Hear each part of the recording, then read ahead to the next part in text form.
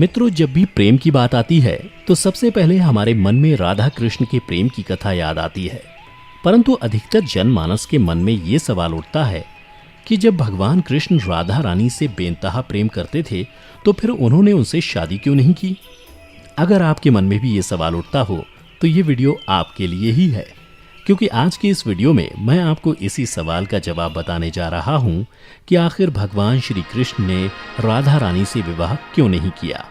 तो वीडियो के अंत तक हमारे साथ जरूर बने रहें। हिंदू धर्म ग्रंथों में इस प्रसंग से जुड़ी कई कथाएं प्रचलित हैं, जिनमें से सबसे पहली कथा के अनुसार ऐसा माना जाता है कि राधा कोई और नहीं बल्कि श्री कृष्ण का ही एक रूप थी।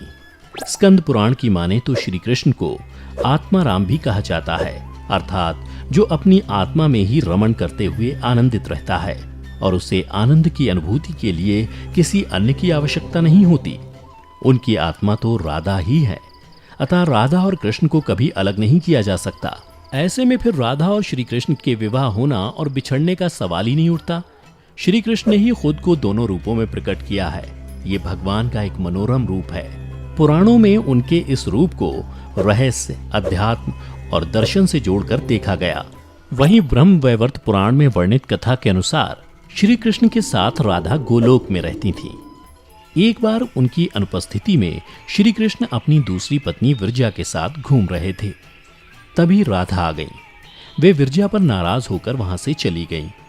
श्री कृष्ण के सेवक और मित्र श्रीदामा को राधा का यह व्यवहार ठीक नहीं लगा और वे राधा को भला बुरा कहने लगे।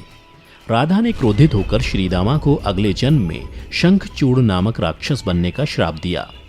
इस पर श्रीदामा ने भी उनको पृथ्वी लोक पर मनुष्य रूप में जन्म लेकर 100 वर्ष तक कृष्ण विछोह का श्राप दे दिया। राधा को जब श्राप मिला था तब श्री कृष्ण ने उनसे कहा था कि तुम्हारा मनुष्य रूप में जन्म तो होगा, लेकिन तुम सदैव मेरे पास रहोगी। यही कारण था कि राधा और श्री कृष्ण का बचपन में विछोह हो गया था।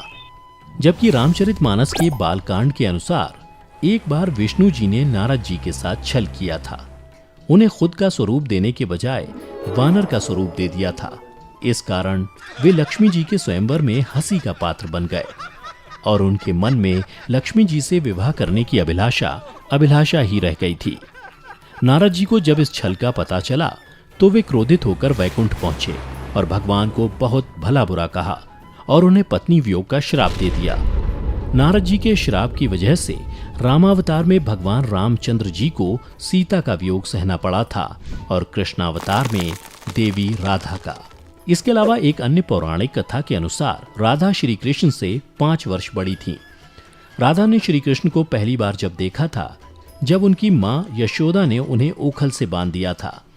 कुछ लोग कहते हैं कि वह पहली बार गोकुल अपने पिता वृषभानु जी के साथ आई थी, तब श्री कृष्ण को पहली बार देखा था।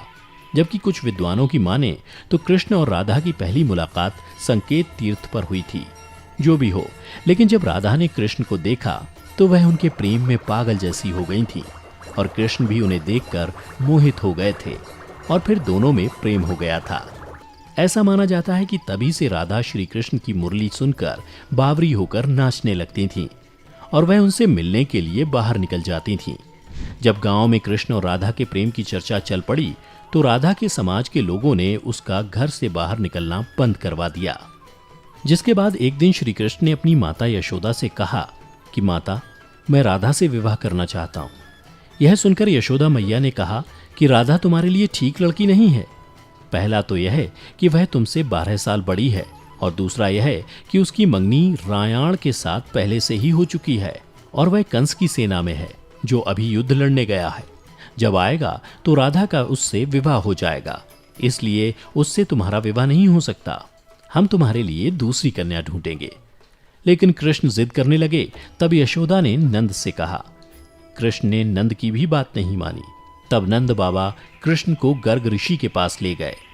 गर्ग ऋषि ने कृष्ण को समझाया कि तुम्हारा जन्म किसी खास लक्ष्य के लिए हुआ है। इसकी भविष्यवाणी हो चुकी है कि तुम तारणहार हो। इस संसार में तुम धर्म की स्थापना करोगे। तुम्हें इस ग्वालन से विवाह नहीं करना चाहिए। तुम्हारा एक खास लक्ष्य है।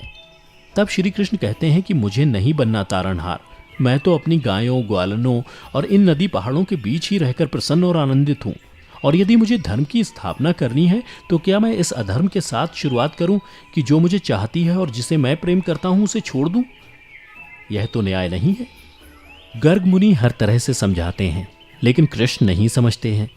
तब गर्ग मुनि उन्हें एकांत में यह रहस्य बता देते हैं कि तुम यशोदा और नंद के पुत्र नहीं, देवकी और वासुदेव के पुत्र हो, और तुम्हारे माता पिता को कंस ने कारागार में डाल रखा है। यह सुनकर श्री कृष्ण कुछ भी कहने की स्थिति में नहीं रहे और फिर उन्होंने कहा, कृपया मेरे बारे में कुछ और बताइए। तब गर्ग मुनि ने कहा कि नारद ने तुम्हें पहचान लिया है और तुमने अपने सभी गुणों को प्रकट कर दिया है। तुम्हारे जो लक्षण इस ओर संकेत करते हैं कि तुम ही वह महापुरुष हो जिसके बारे में ऋषि मुनि चर्चा करते हुए आ रहे हैं।